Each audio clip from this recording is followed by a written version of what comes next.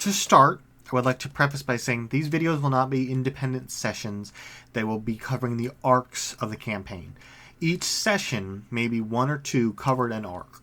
Today we're talking about the Underdark arc. So the party makes it back to the village of Psycha. It's a town village. It's big, but it's not huge. They make it there with the slaves and the slavers in tow. They immediately take the slavers and throw them in the dungeon at the behest of the Sheriff Dahlman, who is a little weary to have them because he does know that if the Empire finds out that any member of their empire has been imprisoned or killed, they typically bring down hellfire. They rain down and they exterminate. But they also took the elves in. Now, the elves in general, there was 2 female elves and 1 male elf. I never gave a name to the female elves, but I gave one to the male elf. His name is King. Now, obviously, I can't go into details because my players may watch this, so I can't go into the background of King. They know the future of King, but they don't know his past too well. But they were slaves, and they were being taken to the Hag's End, which I did name, to be sold into slavery, who knows where, all across the globe. But they retire for the night. Heron back to his rented apartment above Cinny's blacksmith shop, and Austin to his own home/apartment. We never went into detail. I think he was renting a room at the local tavern called the Happy Harpy, which was owned by a man named Pent. He was a very nice man, very family man, ran the tavern with his wife and kids, which will come into effect later. But they retire for the night. In the morning, however, they are both summoned by Dahlman, the sheriff, as in the night a sinkhole opened up and brought down partially a house owned by a gnome woman named Belle. She's an older woman, probably close. I don't remember how gnomes...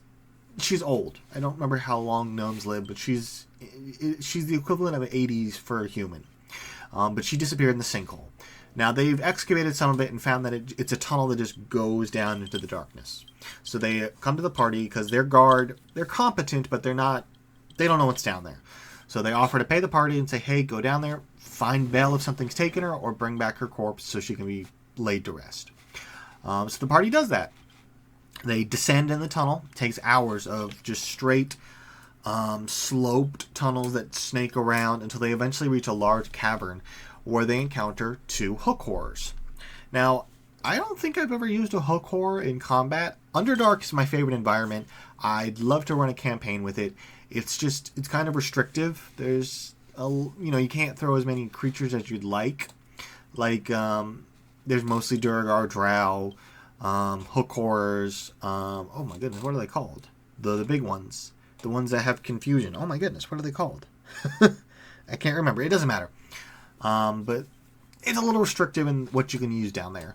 But they defeat the hook horrors, and they eventually, after this, they realize they're in a giant cavern, massive cavern, and they see a pillar, what looks like a pillar sticking out of a lake straight into the ceiling off in the distance. They see lights surrounding it and what looks like a makeshift village encircling it and on the outskirts of the lake.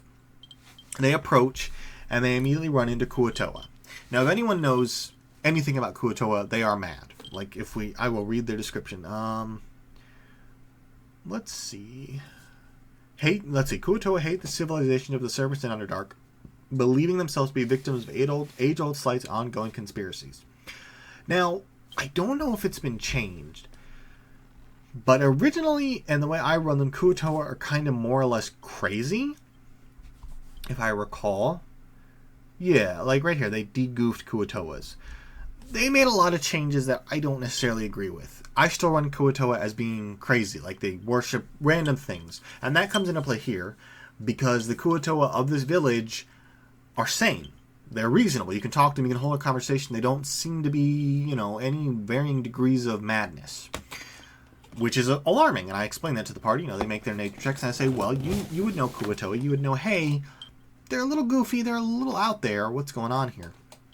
What it turns out is their king, King Blip, is a Kuo-toa who was born with a clear mind, as I put it. He has no aboleth master. He is his own sane individual.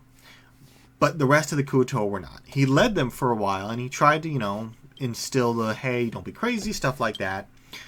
But the reason it gets interesting here is because he found in the tower a throne.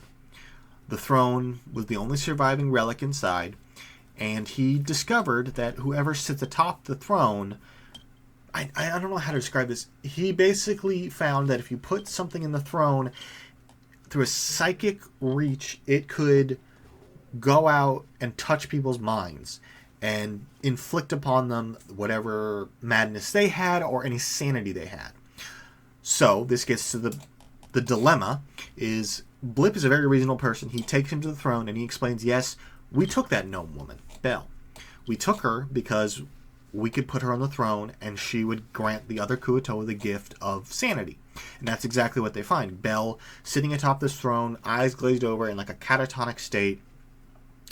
And this is where I thought, okay, the decision comes down to, is the party going to kill Blip and his people to free Belle, or are they going to leave Belle down here to basically live out the rest of her life as some kind of sanity thing? They did something I didn't expect. I don't remember who suggested it, but they were like, wait a minute. If it just takes the person's sanity, we've got a bunch of slavers that we don't want. Let's strap one of them down here. And I was like, holy crap. I didn't think of that. I genuinely thought that there was only two paths forward, which was kill Blip and his civilization, or leave the woman behind to basically be a slave of sorts. But they threw me a curveball. They're like, let's take one of the slavers. And I was like, yeah, let's do it. So they went back up. They went to the slavers. The kobold, they didn't tell them what was happening. They were like, okay, we're taking you somewhere and you don't have a choice. Kobold panics, pops out basically, I had given them all, not all of them, but I had given the kobold, because he was technically the leader of the slavers, other than the dragonborn woman. But he took out what they saw as a silver ball bearing, which in actuality was like a fireball, like a delayed fireball. I think it was like a fireball grenade, basically. And I was like, he's going to throw it. And Austin rolled high enough on his initiative. He takes out the kobold. No explosion, no nothing. Pockets all his loot. They take the remaining two dragonborn to the Underdark. The whole time they're panicking. They're like, oh my god, what are they going to do with us? They're taking us into the Underdark. What are we going to do? Take them there. And they offer Blip. They say, hey, we'll trade you. We take the woman. You take the two slavers. And Blip takes the deal. And the party leaves the slavers, heads back up with Belle and their heroes. And at this point, this is when I was like, okay, they've outsmarted me. And I'm going to reward them for that by basically saying, yeah, you guys got me. There's nothing I could do. You outsmarted me. I thought there was only two options. You produced a third. But that was the end of that arc. And the next arc is where things started to get a little more intense. Currently, they've been doing small quests around the village, Underdark, forest, mountain, stuff like that. And the campaign is still young. This was I don't remember the exact, I don't remember what happened in every session. I know the basics, the cliff notes. It's in my notes. But they basically have been going around doing small quests. This is about the time when I realized exactly how I wanted to proceed with the story, and things started falling into place. But the next arc is one of my favorites. It introduces two villains, that are still actually active in the campaign to this day. But yeah, that's this arc.